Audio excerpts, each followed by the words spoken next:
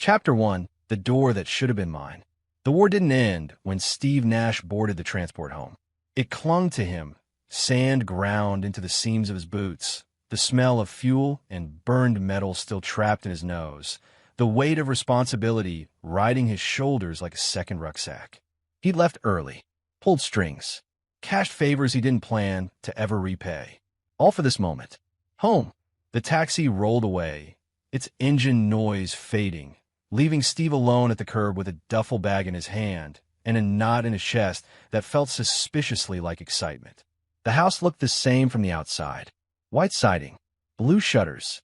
The porch light he'd installed himself, still crooked from when Toby kicked a soccer ball too hard and cracked the bracket. Steve smiled despite himself. He didn't call ahead. He wanted the surprise, the door flying open, Toby launching himself at Steve's legs, Deborah's hands covering her mouth before she ran to him. That picture had played in his head during the worst nights overseas, when sleep came in fragments and gunfire echoed through his dreams. He climbed the steps, set his bag down, and knocked. Footsteps answered almost immediately. Confident ones. Unhurried. The door opened. Steve's smile froze. A man stood there, mid-30s, clean-cut, well-fed. Not startled. Not confused. Comfortable. He leaned casually against the frame, one hand on the door, the other holding a coffee mug Steve recognized instantly. It was the one Deborah bought him for Father's Day. And draped over the man's shoulders was Steve's robe. The gray one. The stupid, worn thing Toby used to tug on when he wanted to be carried. For a second, Steve thought he'd knocked on the wrong house. I think, Steve started, glancing over his shoulder at the house number. It matched. I think I've got the wrong place. The man looked him up and down slowly, eyes flicking to the duffel, the boots, the short-cropped hair that hadn't seen a proper barber in months. His expression didn't change. No, the man said. Calm. Almost bored. You're at the right address. Steve's grip tightened on the strap of his bag. Then who the hell are you? The man smiled faintly. You're at the wrong house. The words didn't register at first. They floated there, absurd, like a joke without a punchline. This is my house, Steve said. He tried to keep his voice level, measured the way he'd been trained. My wife lives here. My son. A shadow moved behind the man. Deborah stepped into view. She looked rested. Her hair was styled, her makeup light and intentional. She wasn't wearing the oversized sweater Steve remembered or the tired expression that used to crease her face when she was juggling work and parenting alone. She looked good. She didn't look surprised. Steve, she said, like she'd been expecting him next week. Or next year. The man stepped aside without being asked. Like this was normal. Like he belonged there. Deborah moved forward until she stood in the doorway, one hand resting casually on the frame. She didn't reach for Steve. Didn't smile. Didn't frown. You weren't supposed to be back yet, she said. Steve stared at her. His mouth opened. Closed. What is this? He asked finally. Who is he? This, she said calmly, is Donald. Donald lifted his mug in a lazy half-wave. He lives here now, Deborah continued. You don't. The words hit harder than any explosion Steve had felt overseas. Not loud. Not dramatic. Just sudden and absolute. Steve took a step forward. Donald didn't move, but Deborah's eyes hardened. Don't, she said. Steve stopped, breath shallow. He looked past them, into the house. The living room furniture was different. New couch. New television. The family photos that once lined the hallway were gone. Toby, Steve called out instinctively. No answer. He swallowed. Where's my son? Deborah exhaled, almost annoyed, like he'd asked something inconvenient. He got sick, she said. Steve frowned. Sick? A couple months ago. The world narrowed. Why wasn't I told? You were deployed, she replied flatly. What was I supposed to do, stress you out? Steve took another step forward without realizing it. How sick? Deborah tilted her head, studying him, measuring how much to give. Leukemia. The word landed heavy, but Steve grabbed onto the next thought immediately. Okay, that's serious, but kids beat it all the time. Where's he? I need to see him. She smiled then. Not warm. Not cruel in the obvious way. Just satisfied. The doctor said he didn't have much of a chance, she said. Treatment was expensive. Hard on him. Steve's heart began to pound. What treatment? We stopped, she said simply. The silence that followed pressed in from all sides. You stopped, Steve repeated. Donald cleared his throat. It was a humane choice, he said. Dragging it out would have just... Steve looked at him, really looked at him, and saw something cold behind the polished exterior. Where's my son? Steve demanded. Deborah didn't look away, didn't flinch. He's gone, she said. Steve's knees threatened to buckle. Gone where? She smiled again, slow and deliberate. He's gone, Steve. Chapter 2. The death I wasn't allowed to fight. Steve didn't remember stepping inside the house, but suddenly he was there, standing on familiar hardwood floors that no longer felt familiar at all. The air smelled different. Some sharp, expensive cologne layered over the faint trace of coffee. Not his.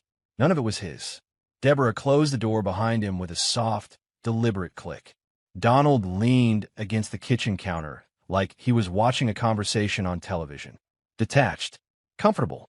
Steve's eyes kept moving, scanning for signs of his son. A backpack by the stairs. A pair of sneakers kicked off carelessly. The corner of the couch where Toby liked to sprawl with his tablet. Nothing. Start talking, Steve said quietly. Deborah crossed her arms. Already told you. Toby got sick. You said leukemia, Steve replied. His voice was steady, almost clinical. What kind? She shrugged. I don't remember. The bad kind. There isn't a good kind, Steve said. Donald smirked into his mug. Deborah shot him a warning look, not for what he said, but for the interruption.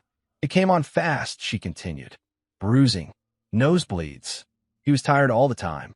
At first I thought he was faking it to get out of school. Steve's jaw tightened. When? Around 2 months ago. 2 months, Steve repeated. And you didn't tell me. You were in a war zone, she said, irritation creeping into her voice. What good would it have done? I'm his father. You were gone. Steve absorbed that without reaction. What did the doctors say? Deborah glanced toward the hallway, then back at him. They said the odds weren't great. Lots of hospital time, chemo, pain, and no guarantees. Steve nodded slowly. Kids survive leukemia every day. Donald laughed under his breath. You don't get it, do you? Steve ignored him. What hospital? Deborah's eyes narrowed. Why does that matter now? Because I want to know, Steve said. Because I should have been there. She exhaled sharply, like she was tired of explaining something obvious. We tried treatment at first. It was awful. He was miserable, crying, throwing up, begging to go home. Steve closed his eyes briefly. He pictured Toby with a fever, small hands clutching a hospital blanket. The image tried to break him. He didn't let it. So you stopped? Steve asked. Yes. On whose authority? Deborah lifted her chin. Mine. I'm his mother. And mine, Steve said. You needed my consent. You were unreachable. That's a lie. Donald finally stepped forward. Let me make this simple, he said. The kid was dying. We spare him the suffering. Steve turned to him slowly. You don't get to call my son the kid. Donald's smile thinned. Touchy. Deborah raised a hand. Enough. This isn't helping. Steve looked back at her. What happened after you stopped treatment? Deborah hesitated for the first time. He got worse, she said. Weak. Couldn't stay at home anymore. So where was he? Steve asked. Her eyes slid away. Where was my son? He was moved, she said. To county care. The words didn't make sense at first. Steve frowned. County care. The hospital social worker said we couldn't manage him properly, Deborah continued. The costs were getting out of control. They said the county could take over. You abandoned him, Steve said softly. Deborah bristled. That's not fair. You signed him over. We did what we had to do. Steve's hands curled slowly into fists, then relaxed again. Control. He focused on breathing. In through the nose. Out through the mouth. How long, he asked. How long what? How long was he there? Deborah swallowed. A few weeks. Steve stared at the floor. Weeks. Alone. Surrounded by strangers. Did he ask for me? Steve asked. Deborah looked at him, then really looked at him, and something flickered in her eyes. Yes, she said. Steve's chest tightened. When? All the time, she replied. Her voice was almost conversational. He kept asking when you were coming home. Kept shouting your name when the pain got bad. Donald shifted uncomfortably. Steve felt something press against his ribs, heavy and sharp. He forced it down. What did you tell him? Steve asked. Deborah shrugged. That you were busy. That you weren't coming. Steve nodded once. And when did he die? 2 weeks ago. The room seemed to tilt slightly. Steve steadied himself against the back of a chair. I want to see him, he said. Deborah shook her head. You can't. Why? Because he's already been buried. Steve looked up slowly. Buried where? Donald answered this time. Potter's Field. The word landed like a verdict. Steve stared at him. You put my son in a pauper's grave? It was efficient, Donald said. No point wasting money on. Stop, Deborah snapped, cutting him off. Steve didn't raise his voice. Didn't move. He just stood there, eyes fixed on Deborah. No funeral? He asked. There wasn't time, she said. No headstone. Deborah looked away. No goodbye, Steve continued. No chance for me to hold his hand. No chance to tell him I was coming home. Silence stretched between them. He died alone, Steve said. Deborah's voice was quiet when she answered. He wasn't alone. Nurses were there. Steve nodded slowly, as if accepting a tactical briefing. Did he say anything at the end? Steve asked. Deborah hesitated, then sighed. He kept calling for you. Wouldn't stop. Steve closed his eyes. The house felt smaller. The walls pressed in. Every memory he'd carried back from war, every promise he'd made to himself to come home alive, collapsed into a single, unbearable truth. He had survived everything, and still lost his son. Steve opened his eyes again. His face was pale but composed. Where is he? He asked. Deborah folded her arms tighter. I told you. Potter's Field. Steve nodded once. No anger. No shouting. Just a quiet, irrevocable understanding. No goodbye. No choice. No dignity. Chapter 3. A household, a family liquidated. Steve stood in the living room like a guest who had overstayed his welcome, hands hanging at his sides, eyes moving slowly from corner to corner. The house knew him, or it used to, but now it felt indifferent, rearranged to forget. The couch was new. The rug, too. The framed photos that once charted Toby's height against the hallway wall were gone. The faint outlines of nail holes spackled and painted over with a carelessness that suggested haste. Where are my things? Steve asked. Deborah didn't answer right away. She moved toward the kitchen, poured herself a glass of water, took a measured sip. Donald leaned against the island, watching Steve with a look that bordered on amusement. Your things, Deborah repeated. Most of them are gone. Gone where? Storage. Some donated. Steve nodded, absorbing it piece by piece. My uniforms. Deborah shrugged. I didn't see the point in keeping them. Donald laughed. They were taking up space. Steve looked at him. You wear my robe. Donald glanced down at himself, then back up, smiling. Fits, doesn't it? Steve turned away before the words could find their way out of him. He walked toward the hallway, toward the bedroom that used to be his. The door was closed. He opened it. The bed was different. New frame. New sheets. The dresser where Deborah once kept her jewelry was gone entirely. The closet doors slid open to reveal clothes that weren't his, tailored jackets, polished shoes, a neat row of ties in colors Steve never wore. He stood there, breathing evenly, cataloging the losses the way he would assess a compromised position. You can't just erase me, Steve said from the doorway. Deborah appeared behind him. You erased yourself when you chose the military. Steve turned slowly. I chose to provide for my family. And I chose not to wait, she replied. We needed stability. Donald's footsteps sounded behind them. Which I provided, he said. Steve stepped back into the hall. The locks were changed. Yes, Deborah said. After the divorce. Steve's head snapped up. The what? She crossed her arms. The divorce. It was finalized last month.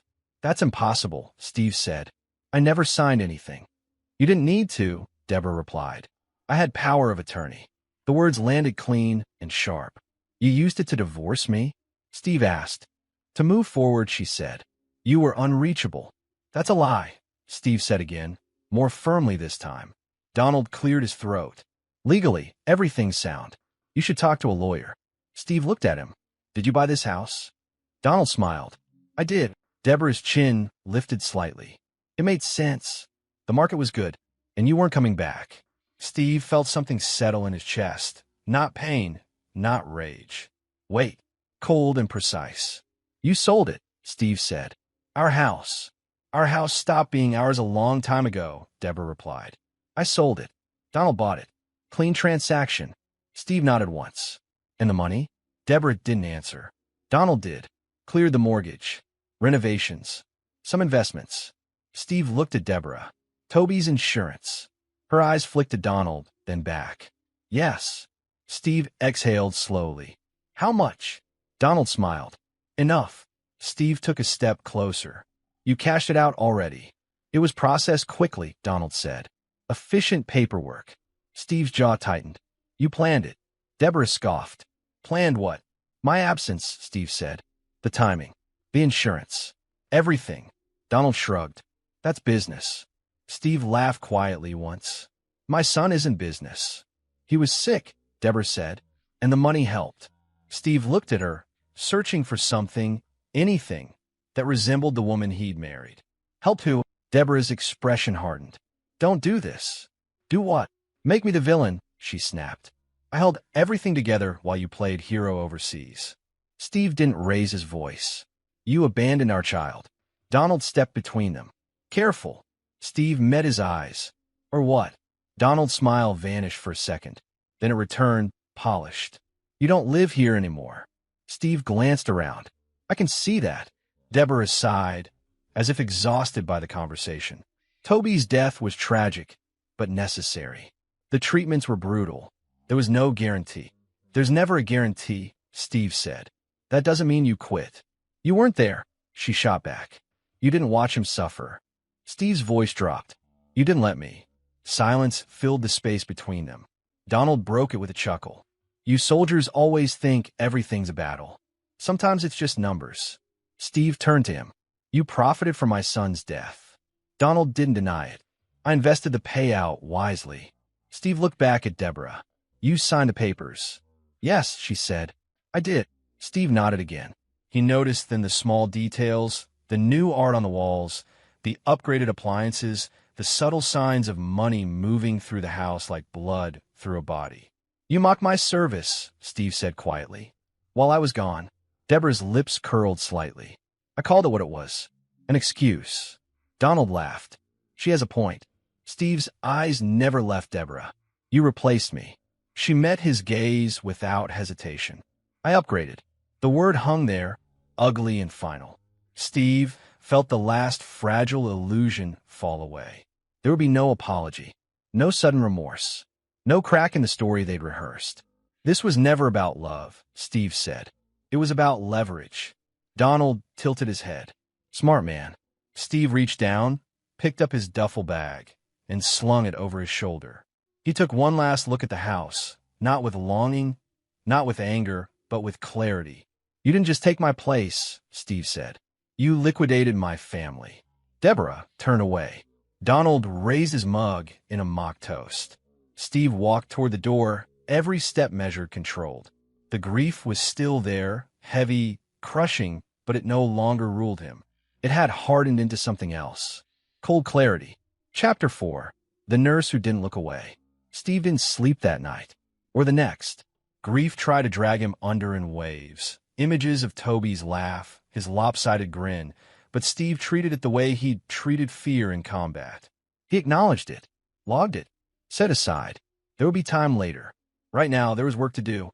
He started where he still had leverage. The VA. The building smelled like disinfectant and burnt coffee, the same as it always had. Steve sat rigid in a plastic chair, hands folded, eyes forward, while a clerk typed his name into a computer. You're back early, she said, glancing up. Yes, ma'am. Sorry to hear about your son. Steve's jaw tightened. I need his records. She hesitated. That's complicated. I have full parental rights, Steve said evenly. Or I did. She studied his face for a long second, then sighed. I'll see what I can do. Files trickled in slowly. Redacted pages. Gaps where there shouldn't be gaps. Dates that didn't line up. Steve spread them across a table in the VA library, scanning with the same attention he used to clear rooms. He saw the first crack then. A progress note. Early chemotherapy response. Improve counts. A handwritten margin note that read, responding better than expected. Steve's finger traced the words. Better than expected. That wasn't dying. He took the records to a retired VA physician he knew, Dr. Callahan, a man who owed Steve more than one favor. Callahan flipped through the pages, brow furrowing deeper with each turn. This doesn't make sense, he muttered. Explain it to me, Steve said. The treatment stopped too soon, Callahan replied. And these numbers, he tapped the page. These are good. For leukemia, especially in children, these are very good. So why stop? Steve asked. Callahan leaned back, uneasy. Someone with authority made the call. Steve thanked him and left. Next stop was social services. The waiting room was cramped and loud, children crying, parents arguing, phones ringing nonstop. Steve waited until a caseworker finally called his name. I'm looking for information on my son, Steve said, laying out the facts without emotion. Toby Nash, 8 years old, leukemia, transferred to county care. The caseworker's expression shifted. Are you the father? Yes. She swallowed. I'll get a supervisor. They made him wait again, then longer. Finally, a woman in her 50s appeared, hair pulled back tight, eyes tired. Mr. Nash, she said quietly. I'm sorry. Don't, Steve replied. Just tell me what happened. She nodded, leading him into a small office and closing the door.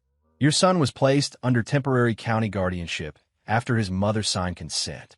Medical authority was transferred. Steve's voice stayed calm. Who oversaw his care? The supervisor hesitated. A CPS nurse. Rita Hopkins. Where can I find her? Another pause. Then, reluctantly, she's still employed. I can reach out. 2 days later, Steve sat across from Rita Hopkins in a quiet diner off the highway. She was in her 40s, hair streaked with gray, eyes that looked like they hadn't slept properly in years. Her coffee sat untouched. I wasn't sure you'd come, she said. I wasn't sure you'd agree, Steve replied. She met his gaze. I stayed with your son. The words hit him like a hand to the chest. Thank you. Rita nodded once. He shouldn't have been there. Why? Steve asked. She reached into her bag and pulled out a folded notebook. Because he wasn't dying. Steve leaned forward. His response to treatment was remarkable, she continued. Not perfect, not guaranteed, but promising. Very promising. How promising? Steve asked. Rita hesitated, then said it anyway. 90% survival with continued care. The diner noise faded to a dull hum. 90, Steve repeated. Yes. Steve swallowed. Then why? Because someone stopped it, Rita said, her voice firm now. Not medically, administratively. Steve's hands clenched under the table. Boo, she shook her head. I don't know. The paperwork came down clean.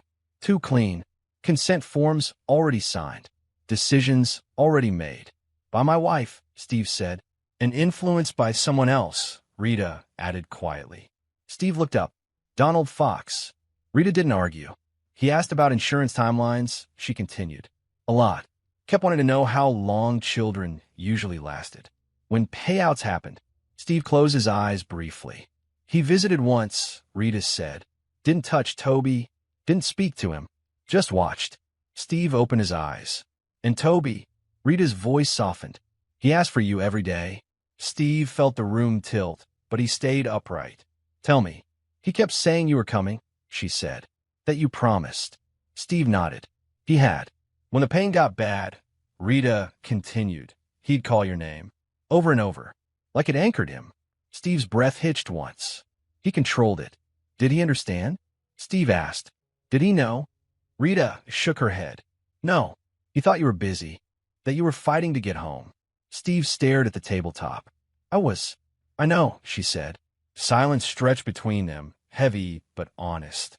They stopped his treatment while he was improving, Rita said finally. That's the truth. And I will say that to anyone who asks. Steve looked at her, eyes steady. Will you say it again? Yes, she said without hesitation. Steve nodded once. The last piece slid into place, not with rage, not with chaos, but with a terrible, perfect clarity. This wasn't fate. This wasn't loss. This was a choice. Toby wasn't dying. He was improving. His survival odds were high. Treatment was stopped deliberately, and Toby died calling his father's name. Chapter 5. Insurance moves faster than medicine. Steve treated the paperwork the way he treated a hostile map. Laid it all out, marked the gaps, circled what didn't belong. The kitchen table of the cheap motel became his command post. Receipts, copies, redacted records, sticky notes with dates and names. He worked in silence, jaw set, eyes moving with purpose. The insurance statement sat at the center. He'd requested it the same way he'd requested everything else, politely, precisely, relentlessly. When it arrived, he read it twice without blinking. Payout. Processed in 11 days. Steve exhaled slowly.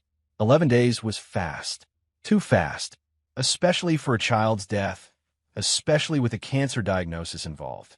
There were always delays. Reviews. Questions. He flipped the page. Authorization stamps. Digital signatures. Clean, he murmured. Too clean. He picked up the phone and dialed the number at the bottom of the statement. Claims department, a woman answered. How may I help you? My name is Steve Nash, he said. I'm calling about policy 4472, my son's. A pause. Typing. I see the file, she said. How can I assist? I'm trying to understand the timeline, Steve replied. When was the claim submitted? Same day as the death certificate, she said. Steve closed his eyes. And approved? Within 72 hours. Who expedited it? Another pause. Mr. Fox, she said. Donald Fox. Steve opened his eyes. On what grounds? Hardship, she replied. And complete documentation. Steve thanked her and hung up. Hardship. He pulled out the medical consent forms next. The copies Rita had quietly slipped him. He laid them side by side with older versions he'd obtained through the VA. The signatures matched Deborah's name, looped and confident, but the dates didn't. One consent form approving withdrawal of treatment was dated 3 days before a progress note that read continued improvement. Steve circled it in red. Impossible, he said softly. He drove to the hospital the next morning. The administrator's office was all glass and polished steel. Steve waited until he was called in, then sat across from a man in a tailored suit who smiled too easily. I'm reviewing my son's case, Steve said. I have questions. The administrator nodded. I'm sorry for your loss. Save it, Steve replied. I want to know why treatment was stopped while his numbers were improving. The smile faded. That decision was made by the legal guardian. Under pressure, Steve said. The administrator shifted. We follow consent. Steve slid the documents across the desk, then explained these timestamps. The man frowned, flipping pages. I need to consult. Donald Fox consulted you, Steve interrupted. Didn't he? Silence. He asked about insurance timelines. Steve continued. About how long children usually survive after withdrawal. About when death certificates are issued. That's not medical, Steve finished. That's financial. The administrator leaned back, folding his hands. Mr. Nash, I can't discuss internal communications. Steve stood. You already have. He left before security could be called. Outside, he sat in his car and stared at the steering wheel until his knuckles whitened. He didn't scream, didn't hit anything. Rage would blur the edges. He needed them sharp. He spent the afternoon calling doctors whose names appeared in the margins of Toby's file. Most declined to speak. One agreed to meet, reluctantly, in a parking garage after dark. Dr. Henson looked like a man carrying a secret too heavy for his frame. I was told the decision was final, Henson said, eyes darting. That consent had been given. By whom? Steve asked. The mother, Henson replied. And her partner. Did you object? Henson hesitated. I raised concerns. And I was reminded of liability, Henson said quietly. Of protocol. Steve nodded. Did Fox contact you directly? Yes. What did he ask? Henson swallowed. He wanted estimates. Time frames. Worst-case scenarios. Steve's voice stayed level. Did he ask when the child would die? Henson closed his eyes. He asked how long it usually takes. Steve thanked him and walked away. Back at the motel, Steve pinned a timeline to the wall with tape. He wrote dates in black marker, drawing arrows between them. Diagnosis. Treatment begins. Improvement noted. Insurance policy reviewed. Consent altered. Treatment stopped. County transfer. Death. Payout. The arrows formed a straight line. He noticed something else then. Donald's calls clustered around one point.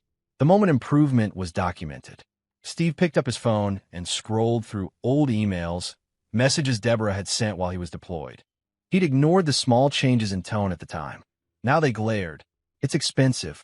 We can't keep doing this. Donald says there's another way. Another way. Steve opened his laptop and pulled property records. The house sale date sat 2 weeks after Toby's death. The renovation permits followed days later. Insurance moved faster than medicine. He leaned back on the bed, staring at the ceiling. The image of Toby in a hospital gown tried to force its way in. Steve let it come, just long enough to see the 4-line, the small chest rising and falling. Then he set aside. He drove past the cemetery that evening.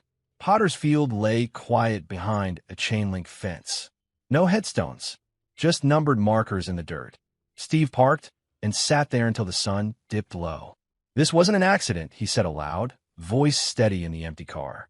He thought of Donald's questions, of Deborah's signatures, of the speed with which money had moved when care had slowed. This wasn't neglect. It was orchestration. Toby didn't lose a fight. He was removed from it. Chapter 6, the pattern behind the man. Steve stopped thinking of Donald Fox as a man and started thinking of him as a file. Files could be opened, cross-referenced, broken down into parts small enough to understand. He began at the public library, because public places were where people forgot to be careful. He sat at a terminal in the corner, back straight, hand steady, pulling marriage licenses and property transfers the way he once pulled reconnaissance photos. Donald Fox had been married 4 times. Deborah was number 4. Steve wrote the names down in a notebook, 1 per page. Dates, cities, counties. He didn't rush. Rushing created mistakes. The first wife had died in a car accident. Single vehicle collision. Late at night. Donald had been out of town. Insurance paid within weeks. The second wife died of a sudden illness. Complications. No autopsy requested. Life insurance payout flagged as expedited. The third wife's child, 6 years old, had passed away after a fall down a staircase. Donald had remarried within a year. Steve stared at the screen for a long time. For marriages, 3 deaths, 2 dead children, 1 living man who always walked away richer. He printed what he could and drove across town to the county records office. The clerk behind the counter was young, bored, and grateful for someone polite. "I'm researching a family history," Steve said. "Fox." The clerk typed, frowned, typed again. "That's a lot of activity," she said. "Is it?" Steve asked. She hesitated. "More than usual." Property records told their own story. Each marriage was followed by asset consolidation, joint accounts, power of attorney, then death, then liquidation. Steve traced the pattern with his finger on the page. Acquire, consolidate, remove, collect. He closed his eyes briefly. That afternoon, he drove to a quiet neighborhood on the edge of town. The address belonged to Donald's second wife, would have been her address. The house was small, tidy, with a garden that had been left to grow wild. An older woman answered the door. "Yes?" she asked, suspicious. "My name is Steve Nash," he said. "I'm sorry to bother you. I'm asking about Margaret Fox." The woman's face changed, tightened. She looked over Steve's shoulder, then back at him. "You're late," she said. "Late for what?" Steve asked. "For the truth," she replied, opening the door wider. "Come in." Her living room smelled of dust and old paper. Photos lined the walls. Margaret as a girl, Margaret as a bride. No photos of Donald. He was charming, the woman said, following Steve's gaze. Always knew what to say. "When did you first feel something was wrong?" Steve asked. She laughed bitterly. "The day after the funeral." Steve didn't interrupt. "He asked about paperwork before the flowers wilted," she continued. "Kept talking about what Margaret would have wanted. Did you report your suspicions?" Steve asked. She shook her head. Who would have listened?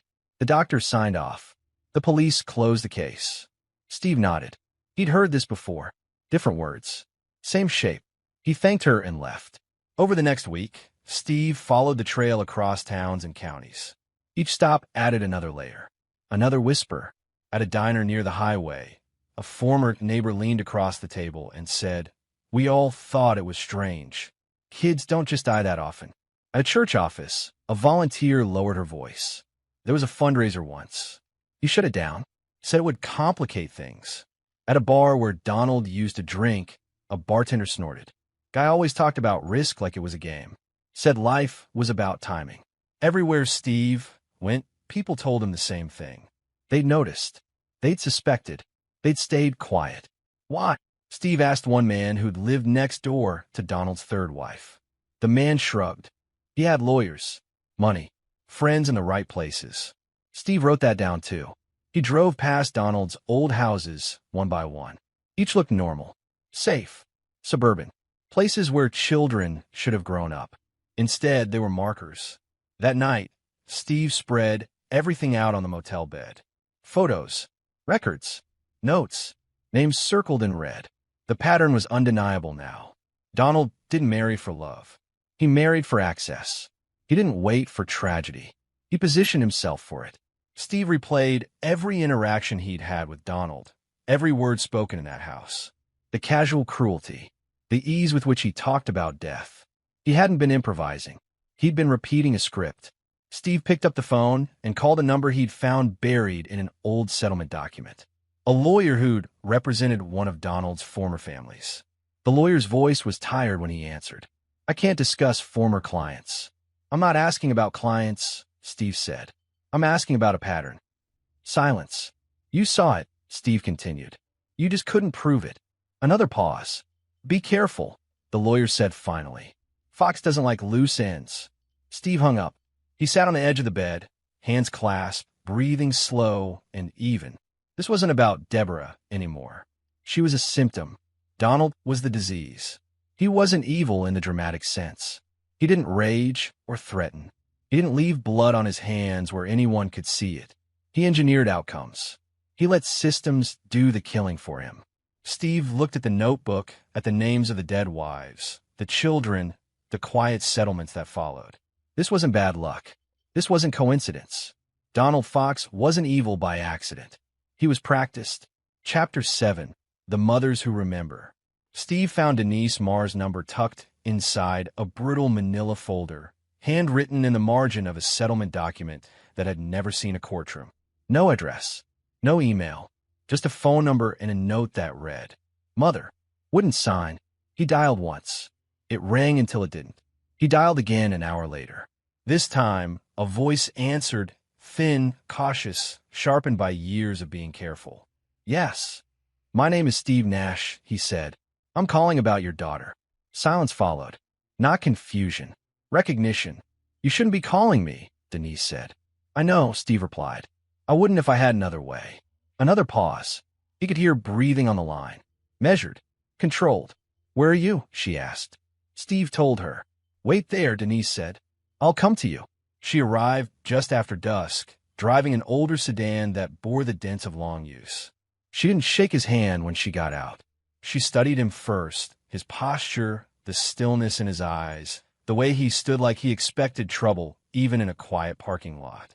"You look like a soldier," she said. "I am," Steve replied. She nodded once. "Then you'll understand why I don't trust anyone." They went to a diner nearby, one of those places that stayed open because it had nowhere else to go. They sat in a booth by the window. Denise ordered tea. Steve ordered nothing. "My daughter's name was Ellen," Denise began, staring into her cup. "She married Donald when she was 27. Smart girl. Kind. Too kind." Steve didn't interrupt. "He was generous at first," Denise continued. "Paid off her loans. Bought her a house. Told everyone how lucky he was." She laughed softly, without humor.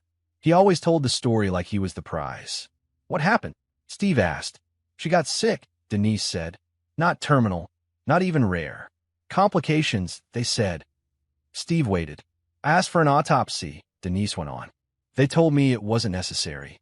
Donald said Ellen wouldn't have wanted it." Steve's jaw tightened. And then Denise said, "The paperwork started moving. Faster than grief ever does. Insurance.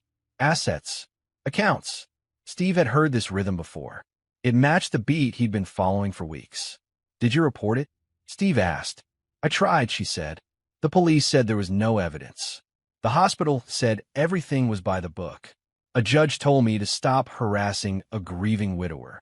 Her hands trembled slightly as she lifted her cup. "I didn't stop," she said. "I just learned to whisper." Steve nodded. "I kept records," Denise continued.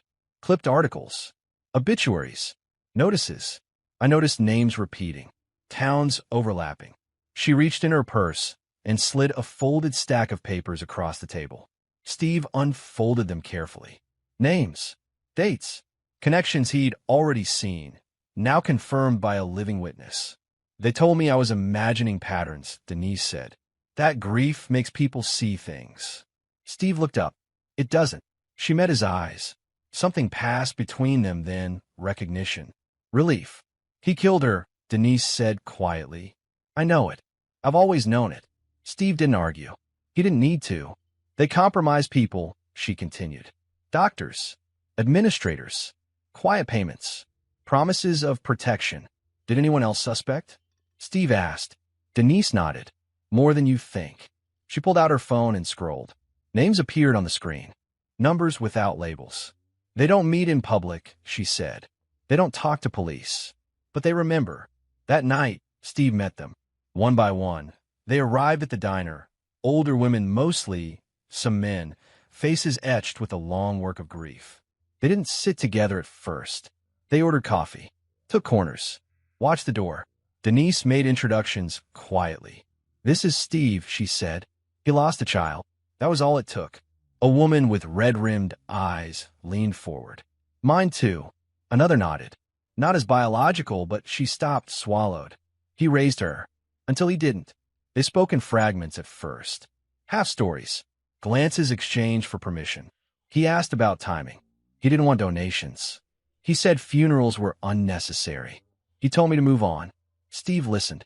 Took notes only when asked. Asked questions only when needed. "You all suspected," he said eventually. They nodded. "Why didn't you come forward together?" Steve asked. A man at the end of the table laughed bitterly.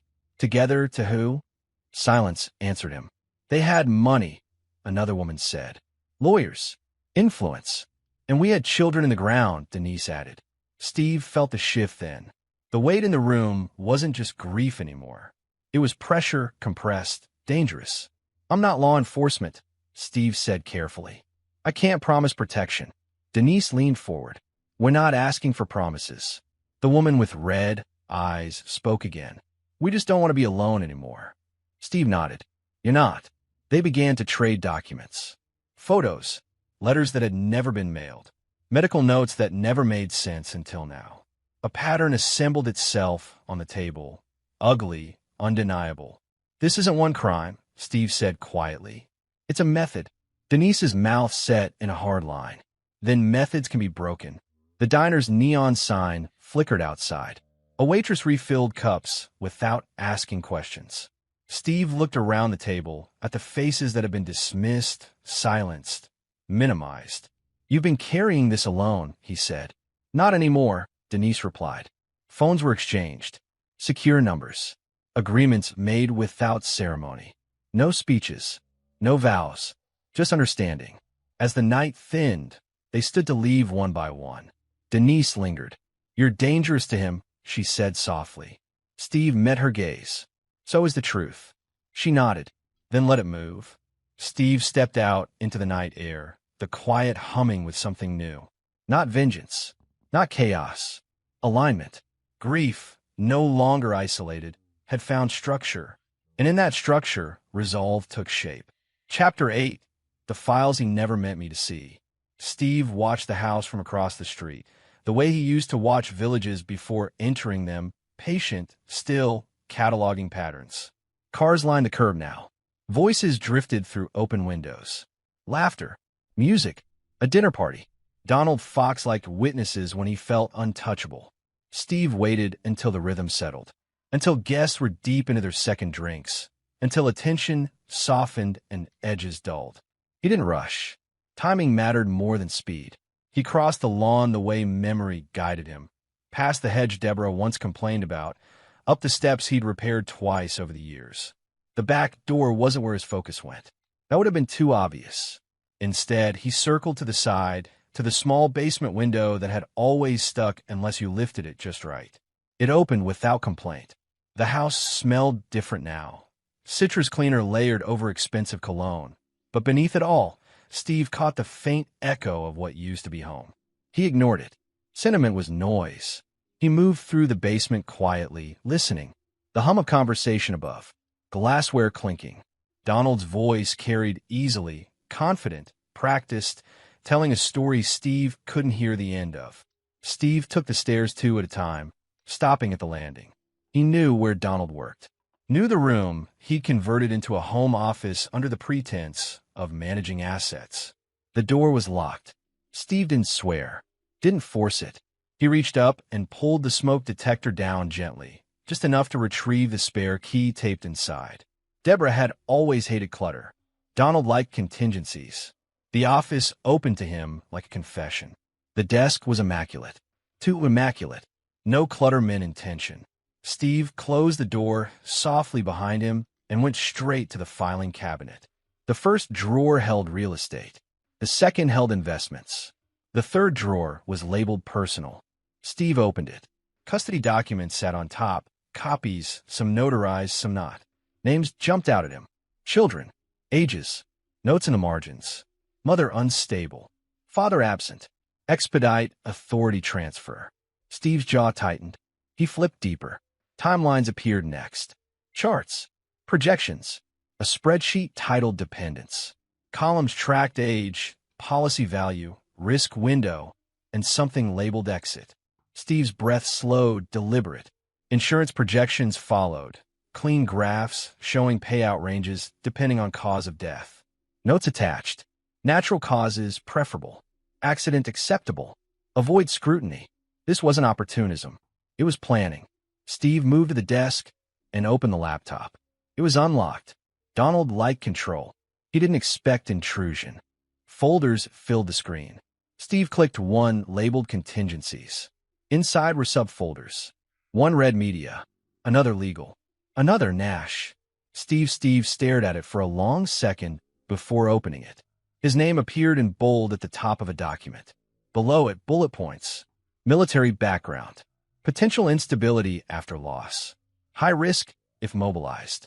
There were notes on how to discredit him, how to frame him as volatile, how to preemptively neutralize complaints by questioning his mental health.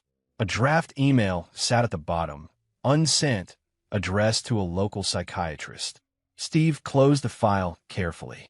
Footsteps sounded in the hallway. He froze, listening. Laughter. Someone knocked on the bathroom door. The footsteps moved away. Steve continued. Another folder contained photos. Children at playgrounds. School pickup lines. Images taken from across streets, through car windows.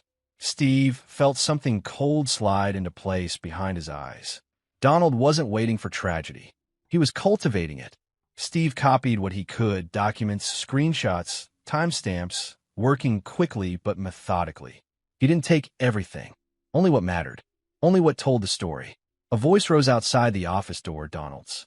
Just ridiculous how some people think money solves everything, he was saying, laughter following. Steve shut the laptop and returned it to exactly how he'd found it. He slid the files back into place, aligning edges. No disturbance, no trace. Before leaving, his eyes caught one last document clipped to the inside of the drawer. Next quarter Outlook names were listed. 2 were highlighted. 1 was circled. A widow. Children noted. Steve memorized it. He closed the drawer. The dinner party was louder now. Music turned up. Someone clapped.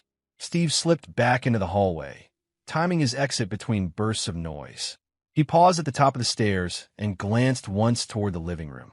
Deborah stood near the fireplace, smiling at something Donald said. She looked relaxed. Safe.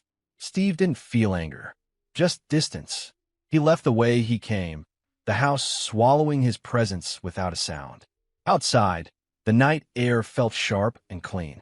Steve crossed the street and didn't look back until he was in his car. He sat there for a moment, hands on the wheel, replaying what he'd seen.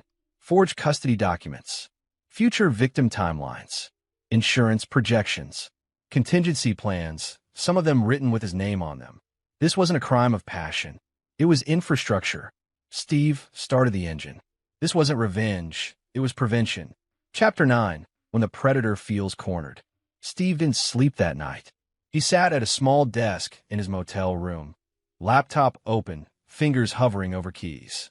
The evidence from Donald's private files was a map of cruelty, every custody forgery, every insurance projection, every contingency plan neatly filed like trophies.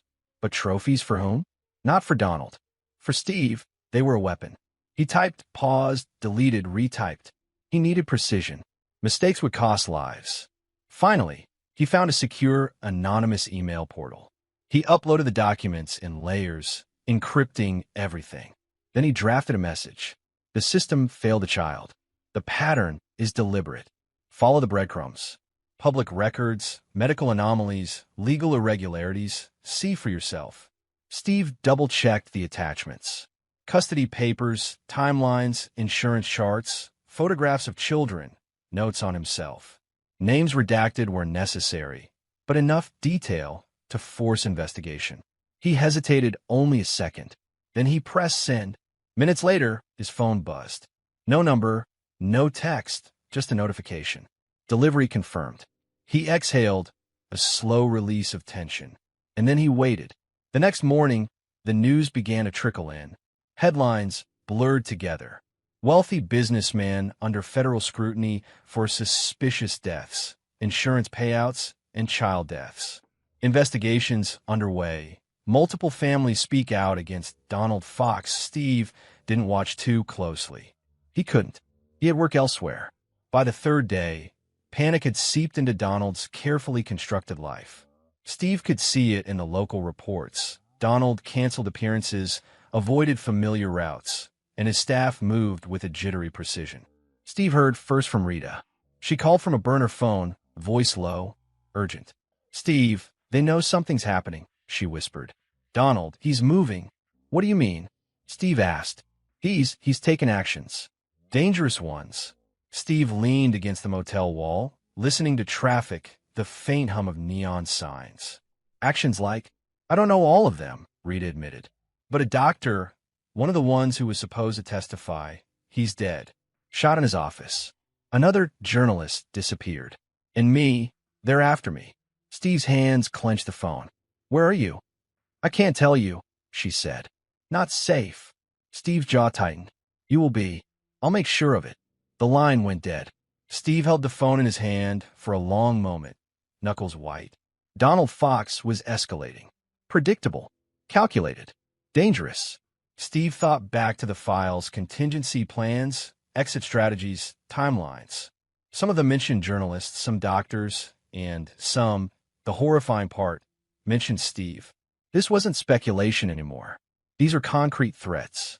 Steve didn't panic. He didn't need to. He had no one to argue with. He had no one to reassure him. There was only one thing to do. Anticipate the predator's next move. He began plotting quietly, mapping movements, cross-referencing media reports, locations, dates, and possible escape routes. He visualized Donald's likely paths. Dinner parties, meetings, charity events, children in the orbit of danger. Steve clenched his jaw. The children. Innocent lives were about to be caught in the crossfire. He could not allow that. Not again. Hours later, he drove past a school district building and noticed a familiar car idling near the corner. He slowed, letting the engine hum under his hand, studying the license plate. Clean, private, rented. He made a mental note and moved on. Then he stopped at a bridge overlooking a small creek. The city lights reflected off the water. He stared down at the current, thinking, analyzing. Donald had panicked. That meant mistakes were being made. Timelines would slip. One wrong move, and a system he had manipulated for years could unravel. Steve imagined the threads of Donald's network. Lawyers, doctors, social workers, all pressured, all human, and all vulnerable if approached correctly. He picked up his phone again, dialing another burner number. Someone answered almost immediately. "Steve." "Yes," he said. "Listen carefully." I need information on any children currently under Fox's influence. Names, schools, caregivers. Any gaps in observation schedules. A pause. You can handle this alone? I can, Steve said. And I will. By late evening, Steve had assembled a preliminary list. Addresses. Names. Probable times when children would be most exposed. He marked them silently, methodically, just as he would have done before a mission overseas. The calmness in his planning surprised him. Not relief, not satisfaction, just focus. Then came the reports of Donald's latest act. He had kidnapped Rita, the one person who had stayed with Toby until the end.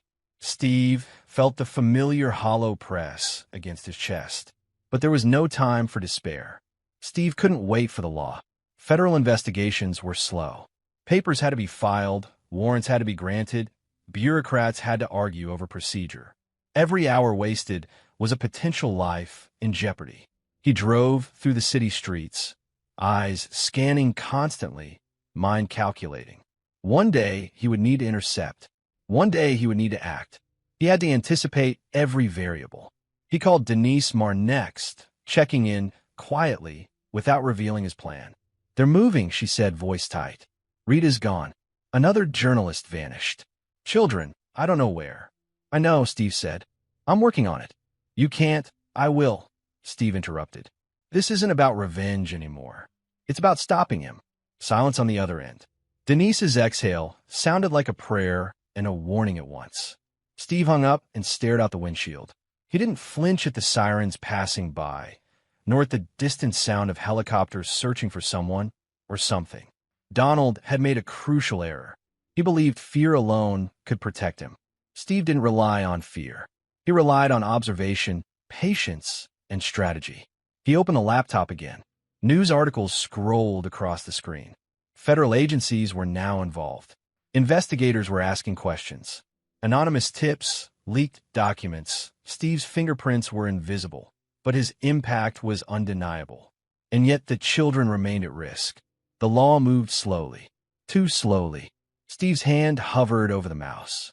He clicked through each file, each note, each photo he had managed to copy during the infiltration.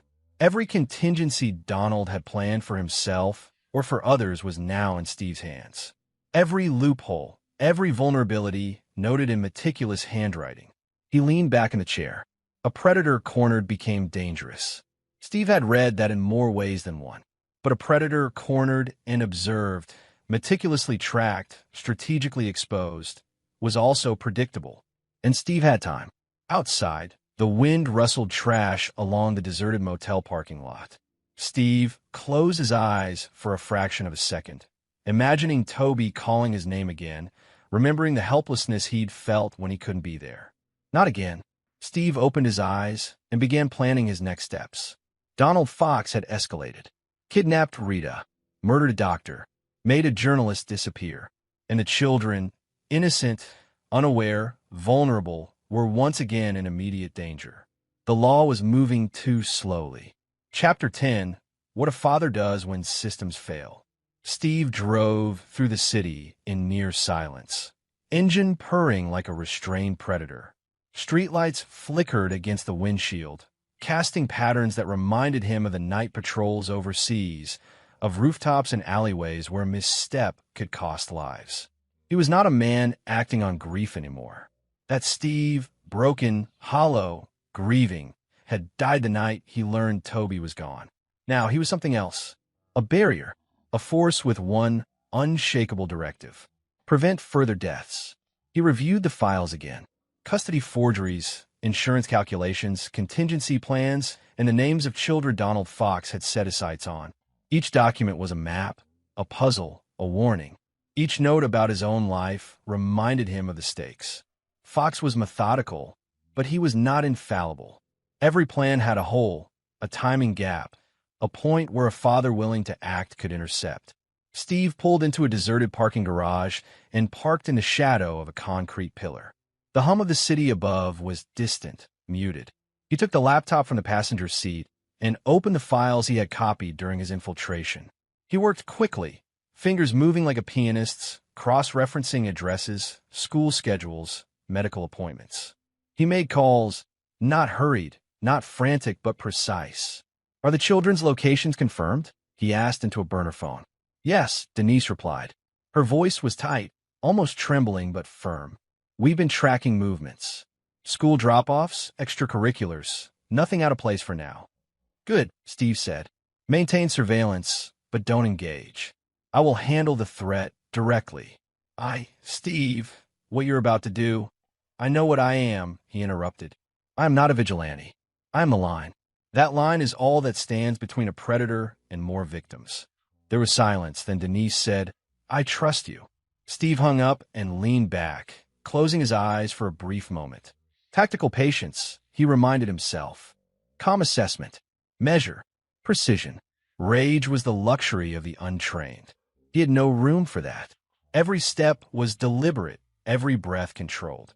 By midnight, he had prepared his route to Donald's temporary safe house, a secluded rental far outside city limits, chosen for isolation and quick escape. He parked several blocks away, using shadows and alleyways to approach. Every streetlight, every security camera, every reflective surface became data points. He advanced slowly, almost invisible, muscles coiled like springs, senses alert. He reached the perimeter fence. Donald had not expected this. Not a man like Steve, disciplined, trained, and relentless. Steve climbed over silently, landing in the dark mulch without a sound. He moved along the property line, noting guards, cameras, and lighting gaps.